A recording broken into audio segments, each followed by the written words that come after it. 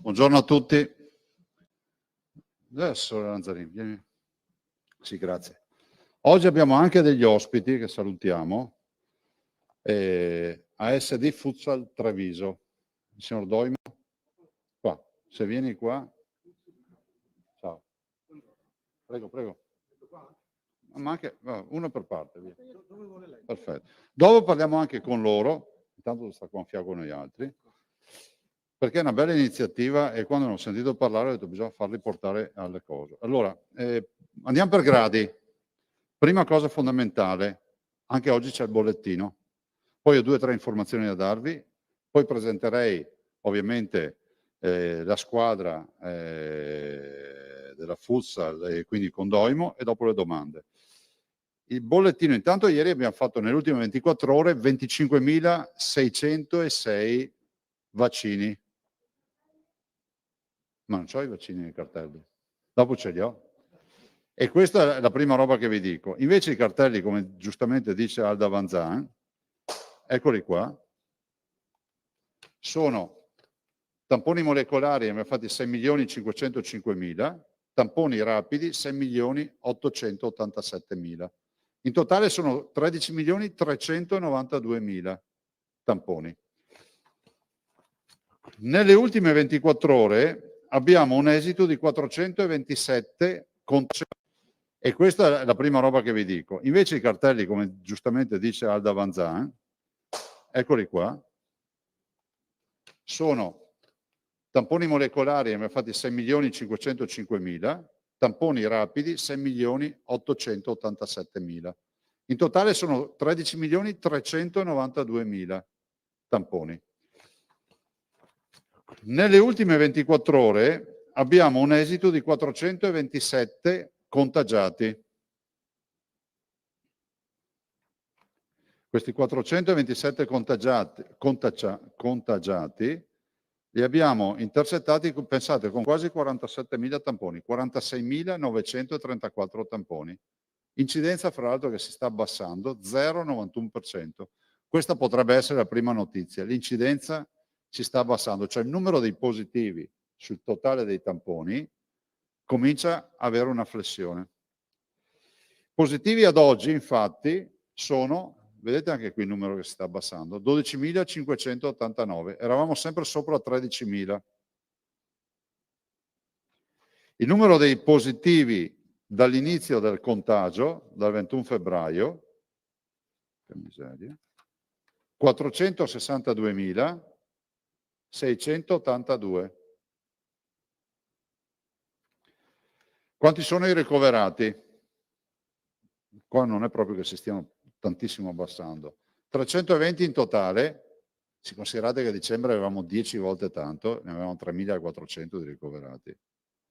E se volessimo vederla fino in fondo, lo ricordiamo sempre ai cittadini, con il numero di contagiati di oggi dovremmo avere almeno in ospedale dai 1.500 ai 2.000 ricoverati. Invece ne abbiamo solo 320 perché la vaccinazione è una grande discriminante. Di questi 320, 261 sono in area non critica, 56 in terapia intensiva.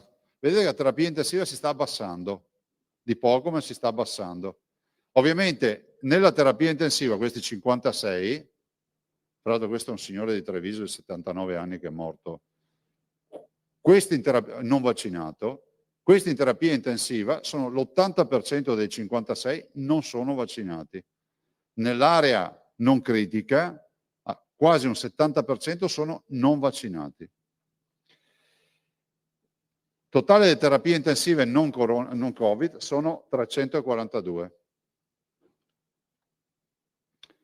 Totale dei decessi 11.728 più 7. I dimessi sono 23.094. Inutile che vi dica sempre il solito discorso, ma comunque va sempre la pena ripetita Juvent, no? Giusto Filippo? Ti sei distratto? Bene, bene.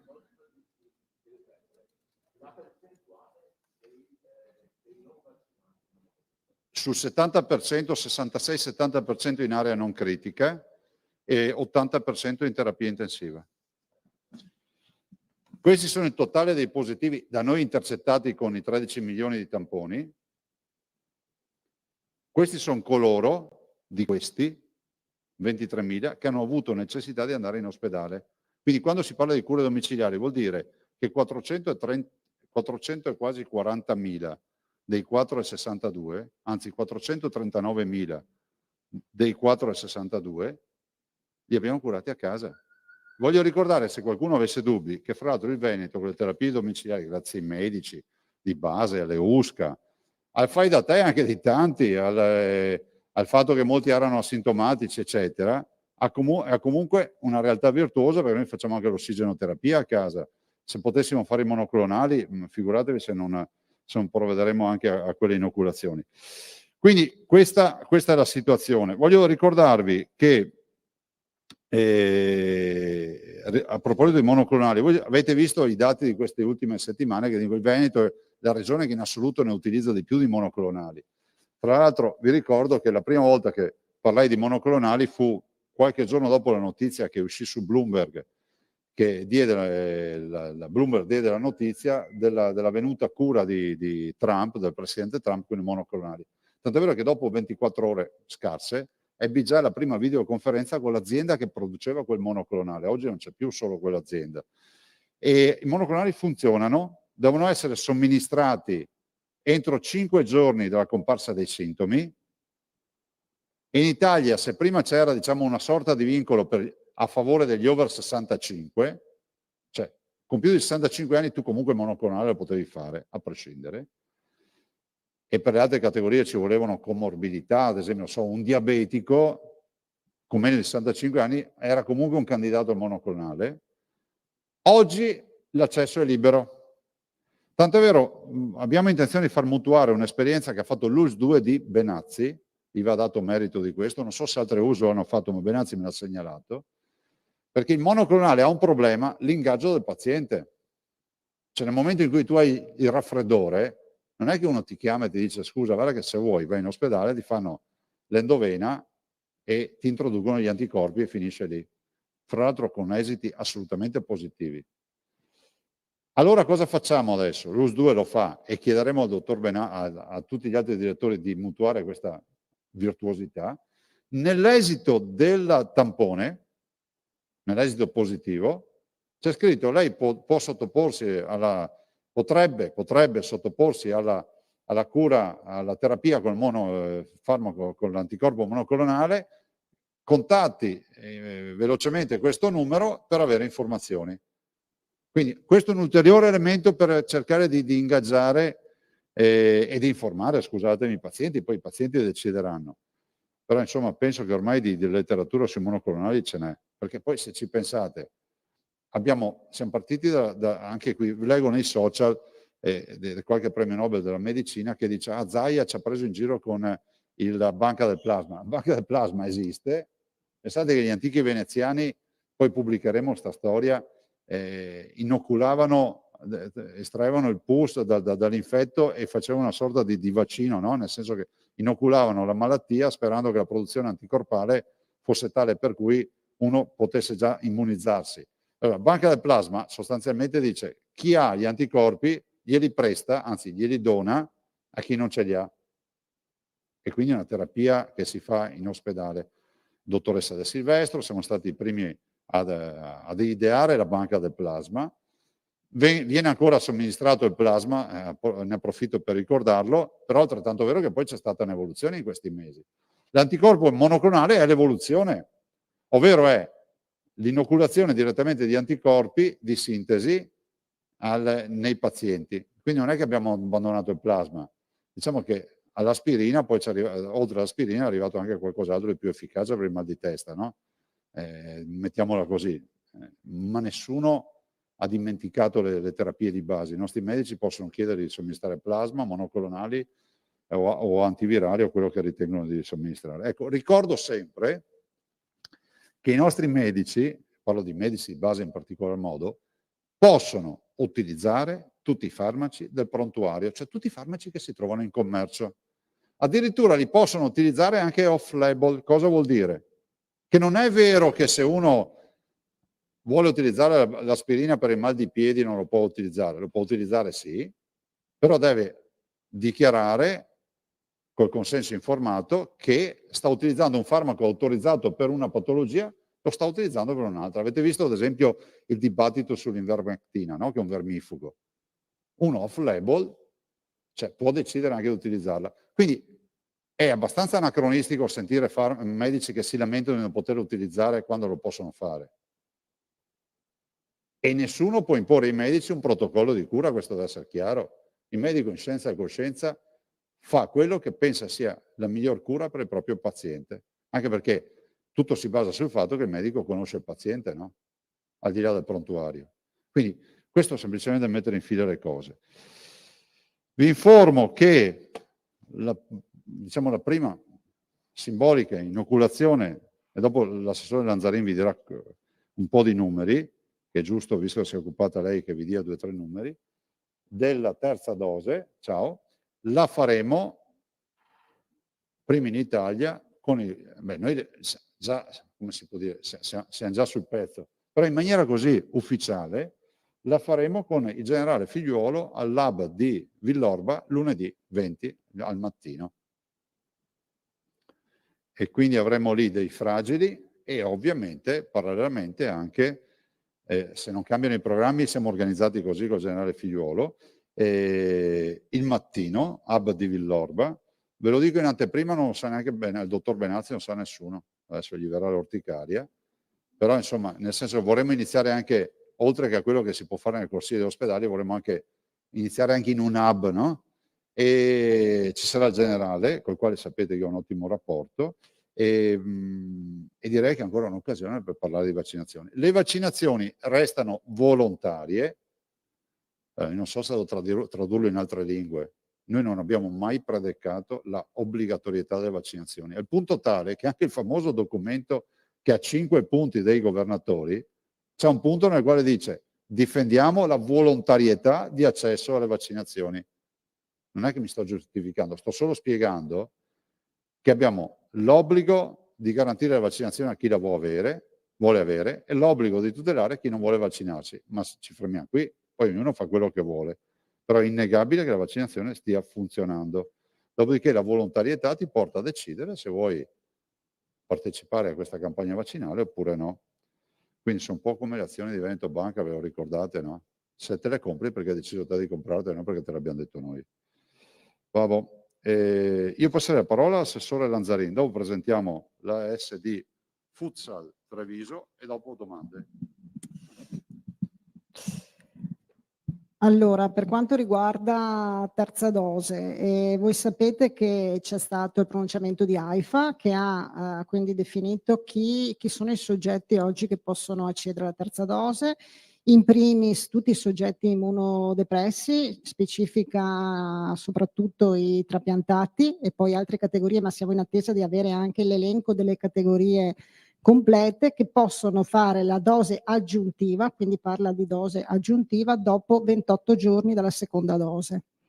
La seconda gruppo di categorie invece è per gli over 80, facendo riferimento quindi ai soggetti più fragili anziani, case di riposo, quindi comprese anche le RSA per anziani, in cui l'indicazione è di fare la dose booster, qua parla di dose booster, quindi una dose che va ad aggiungersi a fare una maggiore protezione se non si è raggiunta una copertura di un certo tipo, dopo 6 mesi dalla seconda dose.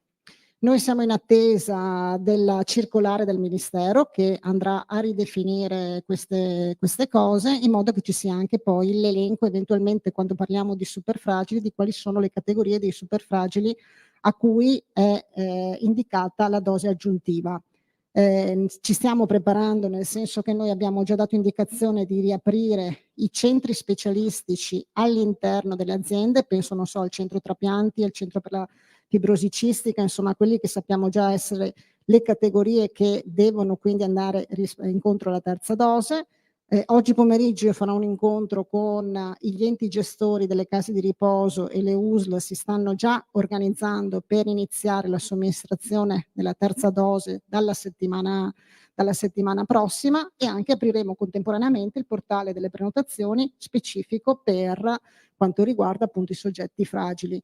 In ultimi numeri che ci sono stati, che abbiamo estrapolato rispetto al nostro banca dati, ci dicono che noi avremo per fine settembre circa 100.000 persone, over 80 o sanitari, perché poi a cascata ci sono anche i sanitari con la dose booster, circa 100.000 che hanno superato i 6 mesi e fine ottobre circa 120-130.000. Aspettiamo la circolare, ma intanto stiamo già preparando la macchina per sia nei centri specialistici, sia poi all'interno delle case di riposo con le USC, insomma i direttori generali si stanno organizzando, e poi nei nostri centri vaccinali per tutti i resti delle persone che possono accedere quindi alla terza dose. Sì, l'ho già detto, 28 per la prima categoria e 6 mesi per la seconda. È una bella sfida, anche perché a questo si somma l'antinfluenzale. Con l'antinfluenzale, sì, allora noi abbiamo fatto anche una richiesta specifica, non abbiamo ancora avuto risposta, se è possibile fare in contemporanea l'antinfluenzale. Sembrerebbe insomma che non ci sono pronunciamenti oggi in questa direzione, però abbiamo fatto una richiesta specifica ad AIFA e all'Istituto Superiore di Sanità, quindi aspettiamo la risposta. È chiaro che se dobbiamo farlo in 2 momenti distinti, prima iniziamo a immunizzare gli over 80, poi riusciamo insomma nel mese successivo, quindi per novembre, a immunizzare sempre questi soggetti fragili con l'antinfluenzale.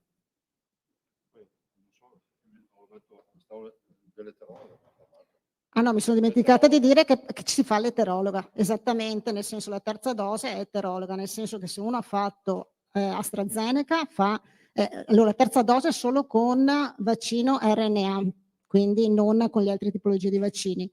Se uno ha fatto la prima dose con il vaccino insomma con AstraZeneca o con Johnson Johnson, fa quindi Pfizer o Moderna terza dose. Se non riesce a fare uno che ha fatto il vaccino con Pfizer o con Moderna e non è disponibile in quel momento Pfizer o Moderna, può fare la terza dose anche dell'altro vaccino. Cioè se uno ha fatto la vaccinazione come la sottoscritta, che però non è uno dei soggetti insomma oggi che sono inclusi con Pfizer, e dovesse esserci la terza dose anche per la sottoscritta, io quindi mi prenoto per fare la terza dose, potrei fare, se non c'è Pfizer, anche Moderna. Sempre nell'RNA messaggero. È importante dirlo ai cittadini perché vuol dire che adesso tutta la vaccinazione avviene in questo senso. Dopodiché io penso sinceramente che debba essere garantito a chi lo chiedesse anche la continuità vaccinale, no? Nel senso che un vettore virale, quindi parlo di Johnson Johnson piuttosto che di AstraZeneca, e volesse avere la conferma di quel vaccino, però questo è da chiedere al CTS e AIFA, sarà un quesito che porremo. Però prima di passare alle domande, e ringrazio l'assessore Lanzarin, vorrei presentare i campioni d'Italia, che non è un caso che la medaglia pesa al collo. È una bella iniziativa.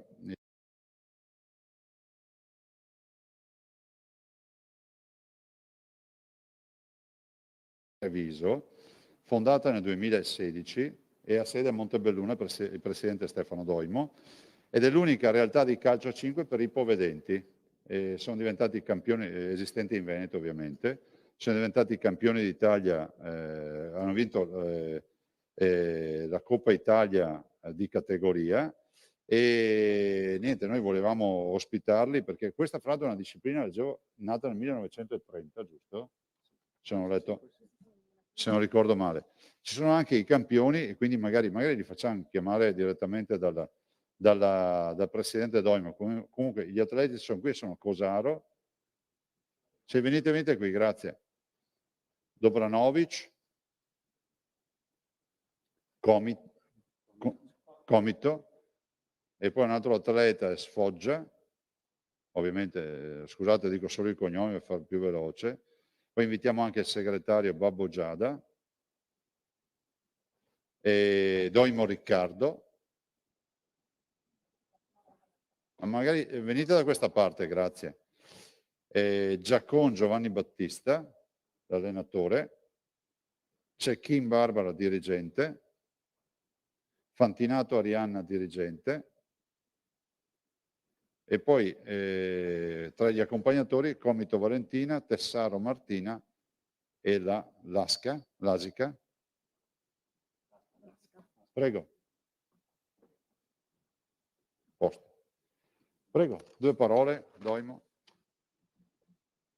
Anzitutto grazie, buongiorno a tutti, mi scuserete se non ho la dimestichezza del presidente Zaia con Sì, lo proprio strumento a me, però. mediatico, ok, perfetto, grazie. No, allora, No. eccola là, vedete che lui è più...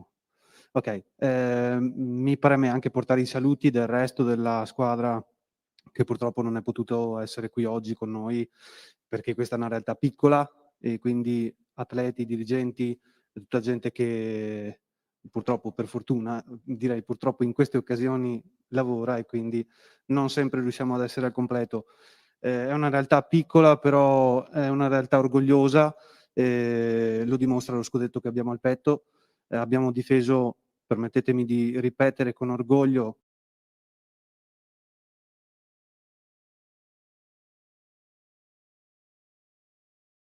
sacrifici da 5 anni di duro lavoro da parte della società, di duri allenamenti da parte dei giocatori che ci hanno sempre creduto anche nei momenti difficili e alla fine abbiamo dimostrato, o speriamo di aver dimostrato, che il modello del lavoro, della dedizione ha pagato.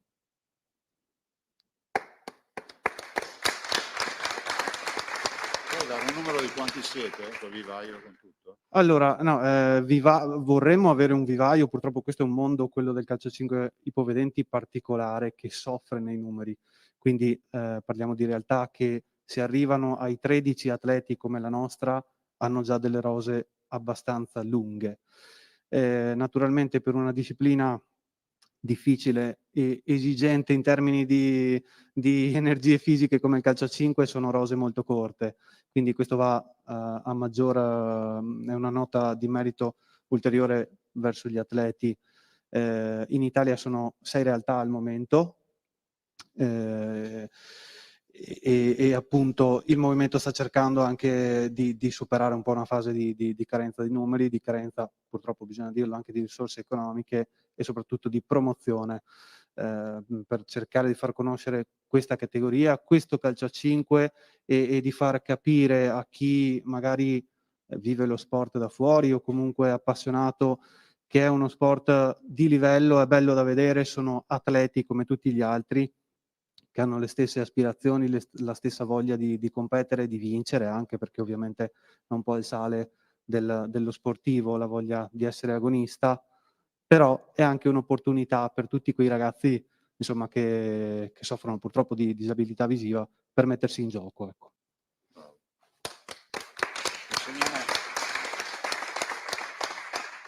C'è una consegna, c'è una bandiera ufficiale. Oddio, grazie. Una foto magari. Oggi. Ci mettiamo di qua. Venite tutti di qua.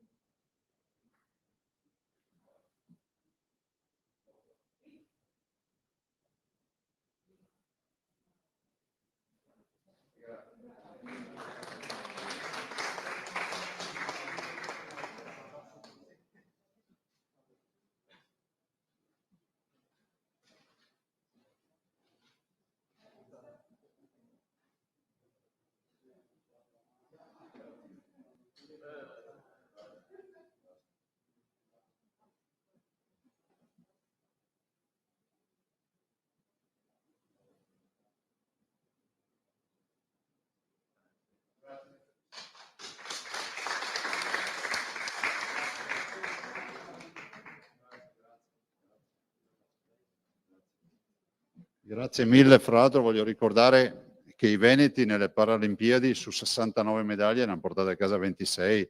Questo è il caso di dire che per noi è un momento di orgoglio, anche perché persone diversamente abili dimostrano quanta determinazione ci sia anche nello sport e questo insomma è una delle caratteristiche dei veneti, diciamo che noi non gareggiamo per partecipare, ecco, mettiamola così.